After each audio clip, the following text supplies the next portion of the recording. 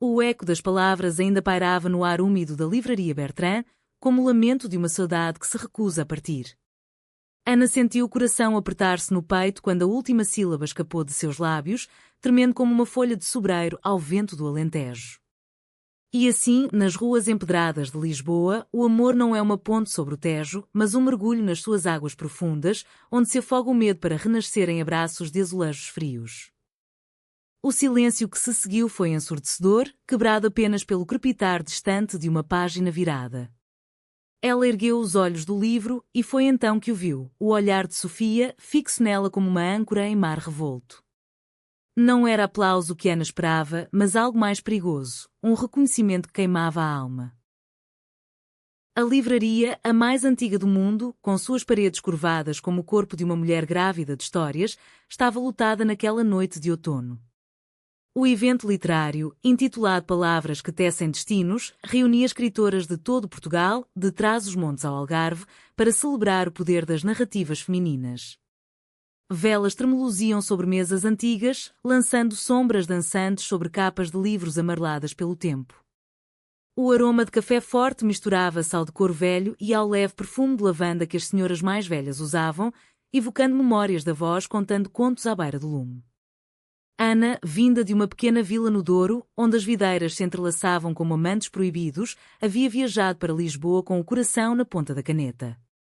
Seu primeiro livro, Saudades Submersas, era uma confissão velada de desejos que nem ela mesma ousava nomear, amores que floresciam em segredo, como as ameixeiras em março. Sofia, por outro lado, era a estrela da noite.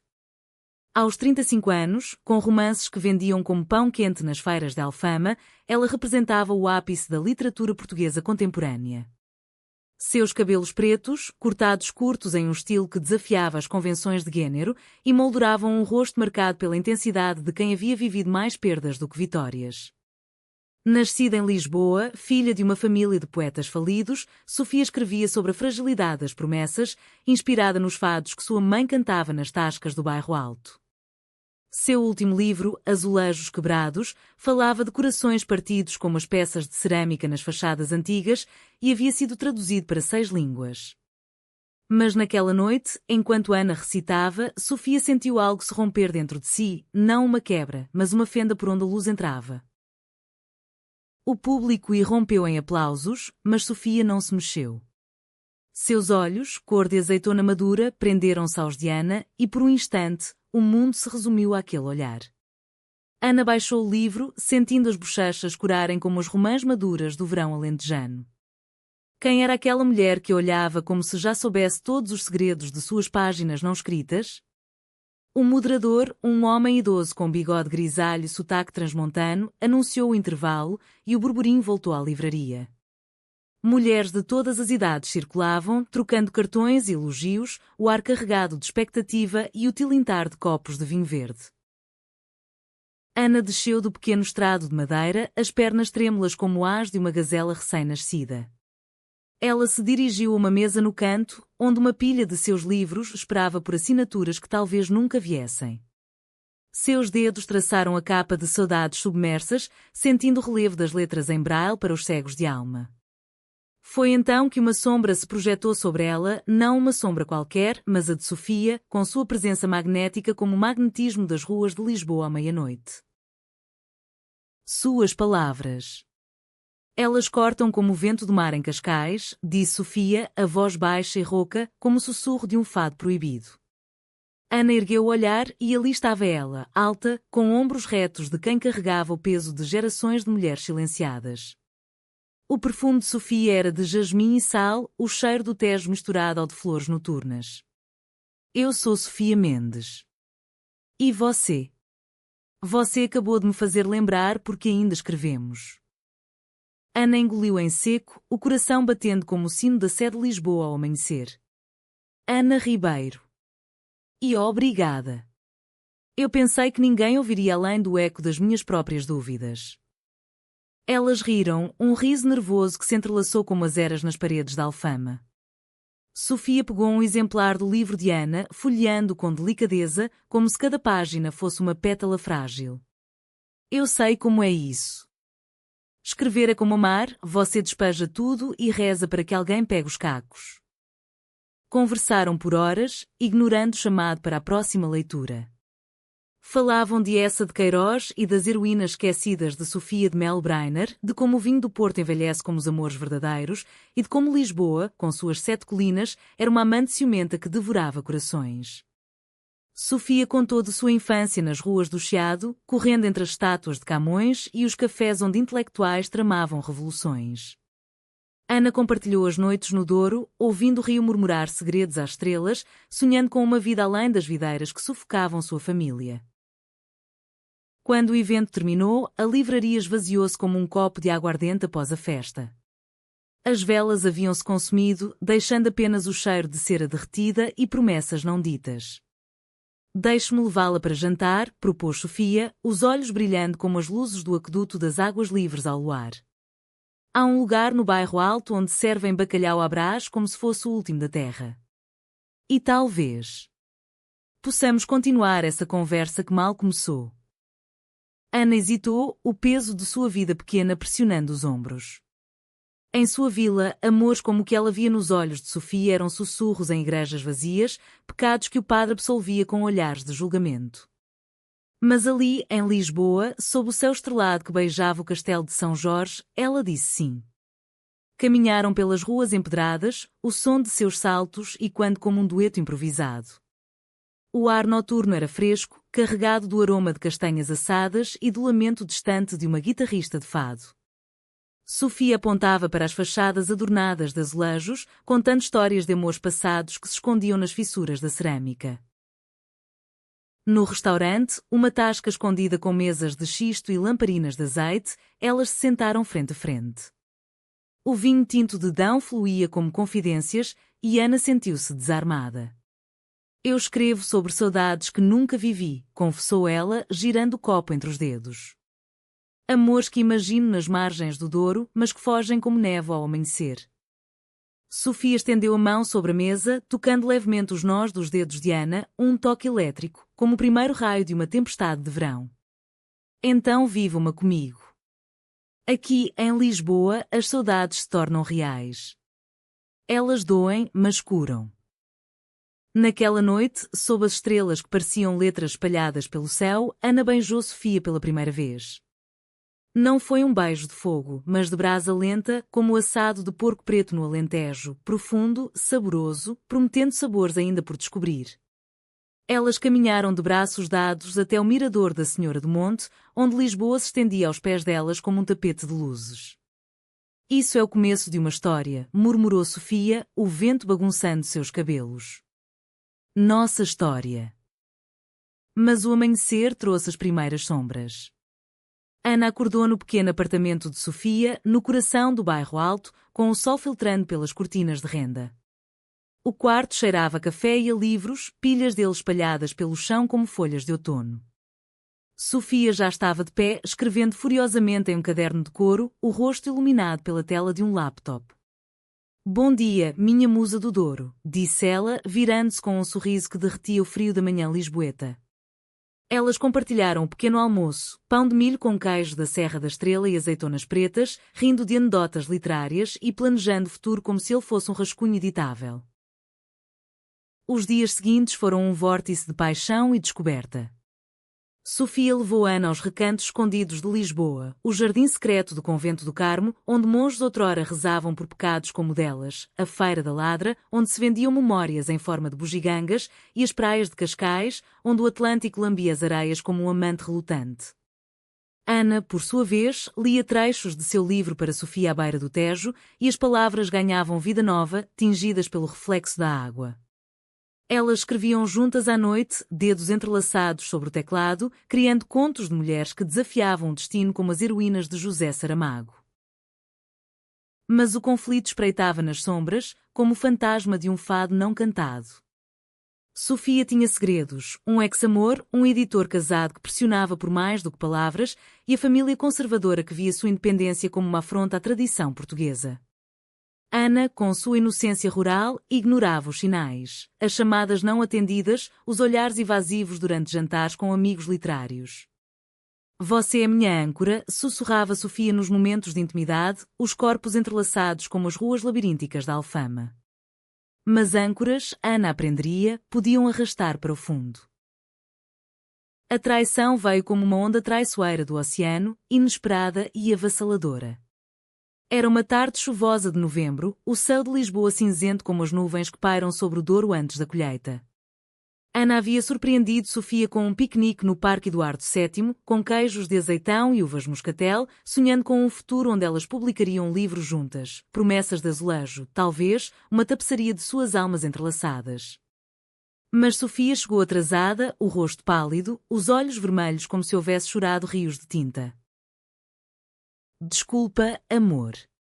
Uma reunião com o editor, murmurou ela, beijando a testa de Ana com uma pressa que cheirava mentira. Ana quis acreditar, quis ignorar o aperto no peito, mas o instinto de escritora, aguçado para nuances, para as pausas entre as linhas, sussurrava dúvidas. Naquela noite, enquanto Sofia dormia, Ana pegou o telefone esquecido na mesa de cabeceira. A tela acendeu-se com uma mensagem não lida, ontem foi inesquecível. Quando repetimos? Ele não pode saber. B. O mundo de Ana desabou como o terremoto de 1755 que engoliu Lisboa em ruínas. B. Beatriz, a editora casada, uma mulher de 40 anos com reputação de caçadora de talentos e corações. Ana lembrou-se dela do evento na Bertrand, alta, loira, com um sorriso que prometia contratos e noites de vinho. As peças se encaixaram, as ausências, os sussurros ao telefone, o perfume estranho nas roupas de Sofia. Lágrimas quentes escorreram pelo rosto de Ana, misturando-se à chuva que batia na janela como um lamento fado. Ela saiu às ruas molhadas, o casaco fino encharcado, caminhando sem rumo pelo chiado. As luzes dos cafés piscavam como olhos acusadores e os transeuntes apressados pareciam fantasmas de amores perdidos. Ana parou em frente à estátua de Fernando Pessoa, o poeta que fragmentara a si mesmo em heteronímos para escapar da dor. Me dê forças para não me partir, sussurrou ela ao bronze frio. Mas as forças vinham das raízes, do Douro, onde as mulheres como sua avó enfrentavam invernos rigorosos com mãos calejadas e corações resilientes. De volta ao apartamento, o confronto foi inevitável. Sofia acordou com o estrondo da porta, os olhos arregalados de pânico. Ana, o que aconteceu? Você está ensopada. Ana jogou o telefone no colo dela, a mensagem como uma sentença de morte. Diga-me que é um erro. Diga-me que suas palavras na Bertrand eram verdadeiras, não ecos de promessas vazias. Sofia desmoronou, o rosto contorcido em agonia. Não é o que pensa. Beatriz ela me pressiona no trabalho, e eu? Eu cedi uma vez, só uma, para salvar o contrato do meu próximo livro. Foi um erro, Ana. Você é a única que amo de verdade. As palavras saíam em torrente, misturadas a soluços, mas Ana via as rachaduras, as desculpas eram como azulejos mal colados, prontos para cair. Amor não é um contrato, Sofia. É uma entrega total, como as videiras que se doam ao sol sem reservas. Você me traiu não só no corpo, mas na alma que compartilhamos nas páginas. A discussão se arrastou pela madrugada, vozes e quando pelas paredes finas, vizinhos acordando com o som de corações partidos. Sofia implorava, ajoelhada no tapete poído, prometendo romper com Beatriz, jurando por todos os santos de Portugal que mudaria. Ana, dividida entre o amor que ainda queimava e a dor que corroía, cedeu temporariamente. Dê-me tempo, disse ela, a voz rouca como um fado de Amália Rodrigues. Tempo para reescrever essa história sem mentiras. Os dias seguintes foram um limbo de silêncios carregados. Elas continuavam a viver juntas, mas o ar estava pesado como nevoeiro do Tejo em manhãs de inverno. Ana mergulhava no Uriting, produzindo páginas febris sobre traição e redenção, inspiradas nas lendas de Inês de Castro, a rainha morta que o rei desenterrara para coroar. Sofia, por sua vez, cancelou reuniões com Beatriz, mas a sombra da dúvida pairava. Amigas literárias notavam a tensão. Maria, uma poeta de Coimbra com dreadlocks e tatuagens de versos, puxou Ana para o lado em um café no Rocio. O amor em Portugal é como o bacalhau, seco e salgado, mas precisa de imersão para reviver. Não se afogue sozinha. O conflito escalou quando o escândalo irrompeu. Beatriz, vingativa como uma megera de novela de Camilo Castelo Branco, vazou e-mails comprometedores para a imprensa literária. Manchetes nos jornais de Lisboa gritavam: escritora estrela em triângulo amoroso, palavras ou traição? Fotos granuladas de Sofia e Beatriz em um jantar profissional circulavam nas redes, e o nome de Ana era arrastado na lama como uma heroína de tragédia grega. A livraria Bertrand, palco de seu encontro, tornou-se epicentro de fofocas, clientes sussurravam sobre as amantes traídas enquanto folheavam romances lésbicos escondidos nas prateleiras. Sofia enfrentou a mídia com dignidade, negando em entrevistas que era apenas um erro de julgamento em um mundo que devora mulheres criativas. Mas Ana, ferida em sua essência rural e vulnerável, sentia o peso da sociedade portuguesa, conservadora em suas veias católicas, onde amores como o delas ainda eram sussurros em confessionários. Sua família no Douro ligou, a mãe chorando ao telefone: volte para casa, filha. Lisboa corrompe as almas puras. Ana recusou, mas a dúvida corroía: seria ela apenas uma musa passageira, um capítulo descartável na vida de Sofia? O ápice veio em uma noite de tempestade, o vento uvando como lobos no Gerês. Elas estavam na Bertrand para um evento de autógrafos conjunto, forçado pela editora para salvar a imagem. O público era misto, admiradores fiéis e curiosos mórbidos. Ana leu primeiro, sua voz firme apesar da tormenta interna. Nas fissuras dos azulejos, o amor encontra refúgio, mas se a argamassa for fraca, tudo desaba. Sofia seguiu, os olhos fixos em Ana, recitando um poema novo. Perdão não é esquecimento, mas uma ponte sobre o abismo da dor. Após o evento, no beco atrás da livraria, Beatriz esperava, embriagada e furiosa. Você acha que pode me descartar como um rascunho ruim? Gritou ela, avançando sobre Sofia. Ana interveio, o instinto protetor aflorando como uma videira selvagem.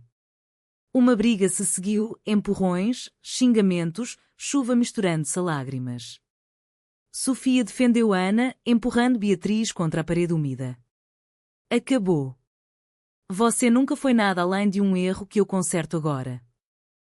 A polícia chegou, alertada por transeuntes, e o incidente virou notícia nacional. Mas naquele caos, algo se rompeu e se reconstruiu. Ana e Sofia, encharcadas e exaustas, correram para o Tejo, sentando-se na margem pedregosa. Eu te traí porque tenho medo, confessou Sofia, a voz quebrada.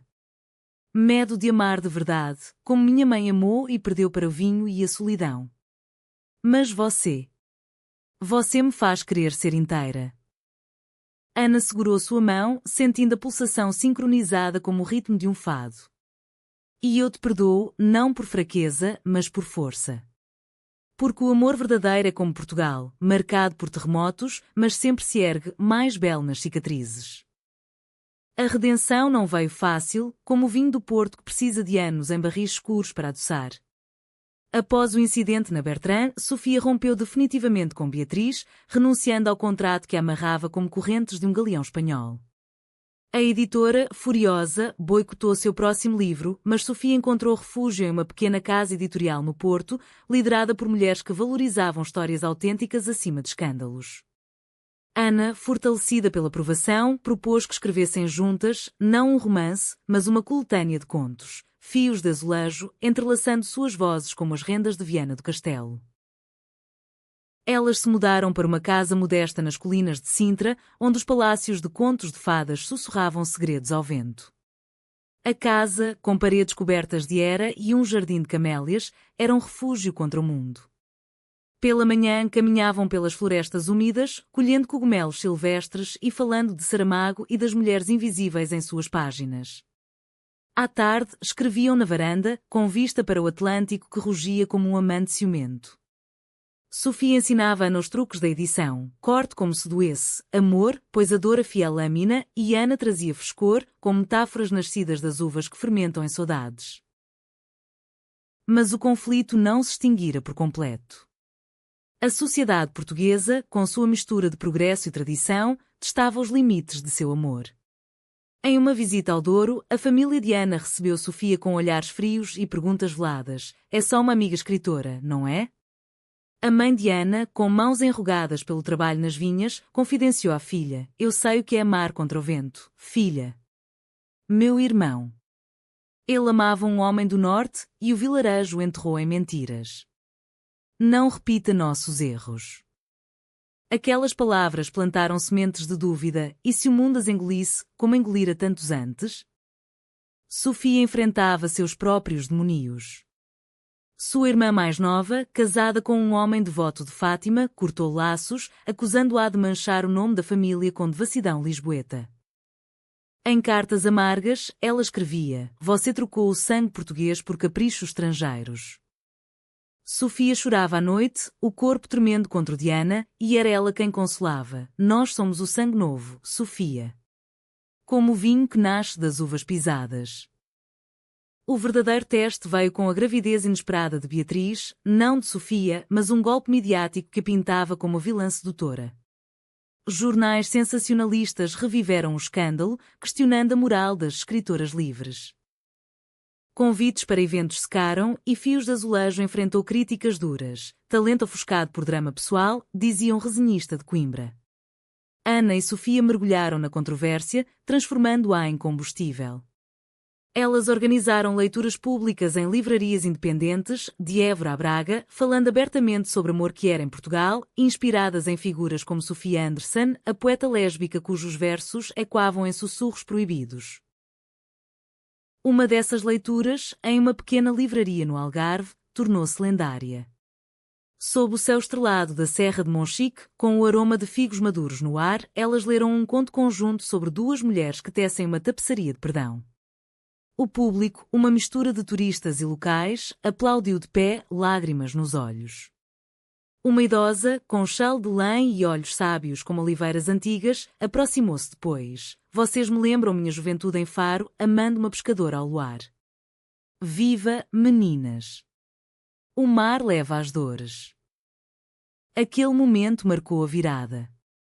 De volta a Sintra, elas celebraram com um banquete caseiro, cataplana de marisco fumegante, vinho de colares e doces de amêndoa. Na cama, sob lençóis de linho fresco, seus corpos se entrelaçaram não em paixão febril, mas em ternura profunda, como raízes que se fundem na terra. Eu te amo não apesar das cicatrizes, mas por causa delas, sussurrou Ana, traçando os azulejos imaginários na pele de Sofia. O livro Fios de Azulejo foi um sucesso modesto, mas profundo, vendido em feiras literárias e recomendado em cafés de Alfama. Ele abriu portas para palestras em universidades, onde jovens estudantes compartilhavam histórias semelhantes, sendo uma rede de solidariedade feminina e queer.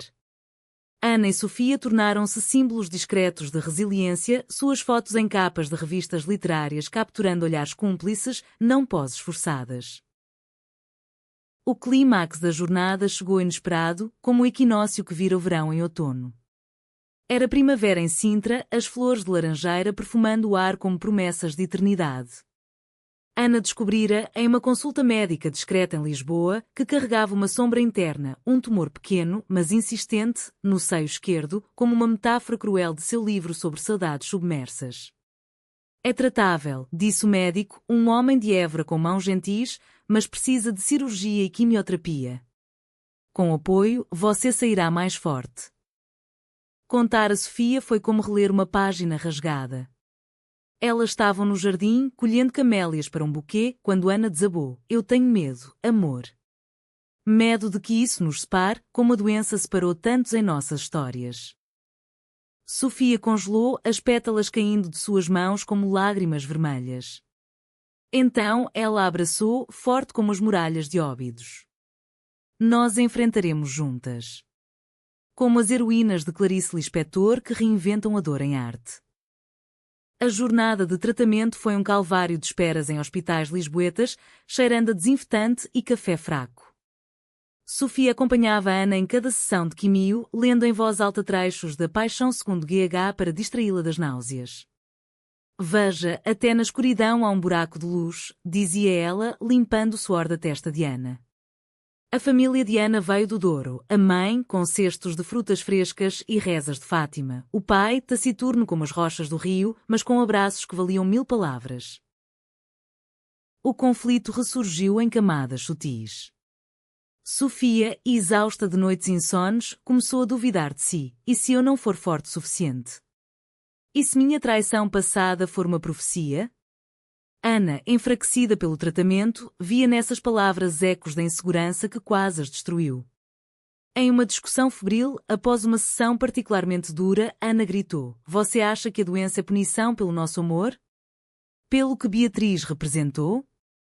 Sofia rebateu, lágrimas fluindo: "Não. É um mundo que pune mulheres que ousam amar abertamente. Mas eu não fugirei de novo." A reconciliação veio em uma peregrinação a Fátima, não por fé cega, mas por raízes culturais. Caminharam os 10 quilômetros de Orém sob o sol de junho, pés doendo como almas purgadas.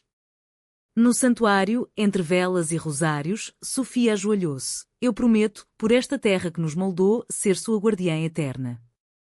Ana, tocando a mão dela, sentiu a paz de um fado resolvido, melancólico, mas esperançoso. A cirurgia foi um sucesso, o tumor removido como uma palavra errada de um manuscrito. Durante a recuperação em Sintra, vizinhos levaram sopas de galinha e bolos de arroz, sendo uma rede de apoio que Ana nunca imaginara em sua vila isolada. Sofia escreveu um ensaio, Doenças do Coração Literário, publicado em uma revista Quer de Lisboa, transformando a dor em manifesto.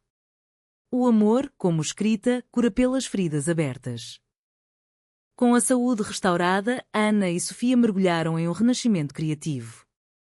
Elas viajaram pelo Portugal profundo, de Guimarães, berço da nação, com seus arcos góticos sussurrando independências, ao Alentejo, onde planícies infinitas espelhavam a vastidão de seus corações curados.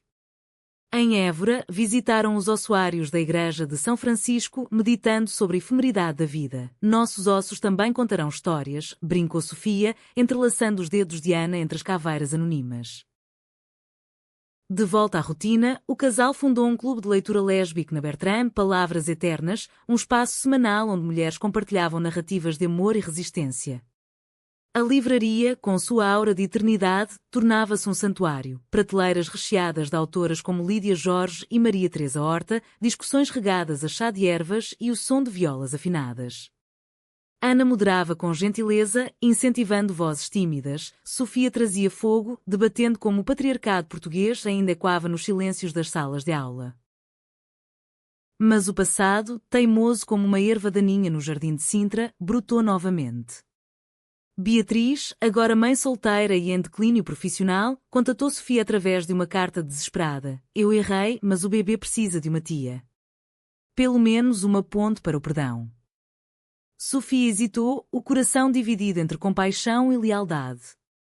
Mostrou a carta a Ana, que leu em silêncio, o rosto impassível como uma estátua de D. Sebastião. "Vá", disse ela finalmente. "O perdão não é fraqueza, é o que nos torna humanas. Mas volte para mim, inteira." Sofia visitou Beatriz em um apartamento modesto no Lumiar, encontrando-a exausta, com um bebê chorão nos braços. Não houve romance revivido, apenas conversa crua sobre erros, sobre como o poder editorial corrompe, sobre mães que amam além das falhas. "Você me deu uma lição", admitiu Beatriz, lágrimas nos olhos. "Agora vivo por ela, não por contratos." Sofia retornou a Sintra com o coração leve, carregando um brinquedo de madeira para o futuro imaginado com Ana. O clímax emocional veio no lançamento de Fios de Azulejo na Bertrand, um ano após o evento que as unira. A livraria transbordava, com filas na rua sob as luzes do Chiado. Ana e Sofia leram alternadamente, vozes harmonizando como um dueto de fado, trechos de traição, cura e amor eterno. O público, diverso como o Tejo, jovens ativistas, senhoras de luto, imigrantes com sotaques africanos, aplaudiu com fervor, alguns chorando abertamente. Após o evento, no terraço da livraria, com Lisboa aos pés, Sofia ajoelhou-se novamente, não em súplica, mas em promessa. "Casa comigo, Ana. Não em papéis frios, mas em votos tecidos de palavras. Eu serei sua musa, sua âncora, sua saudade diária."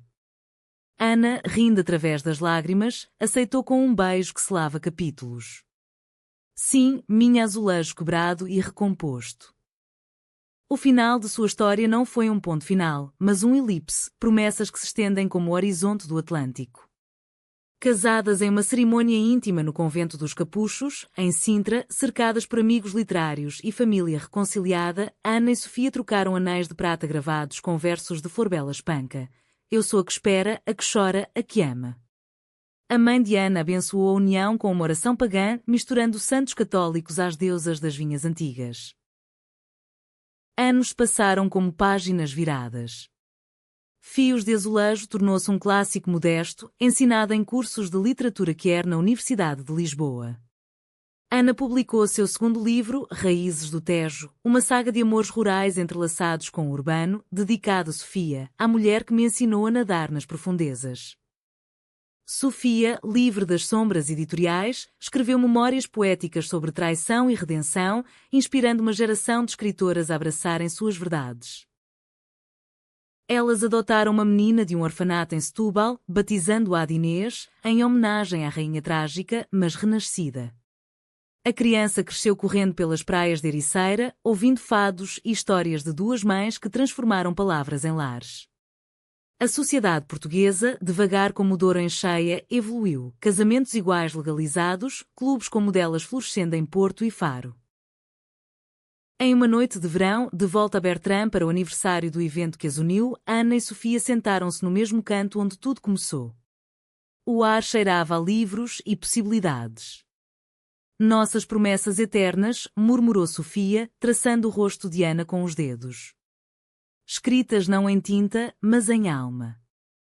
Ana sorriu, o coração pleno como as uvas no cacho. E assim, em Lisboa, o amor não acaba, ele se reescreve, página após página, eterno como Portugal.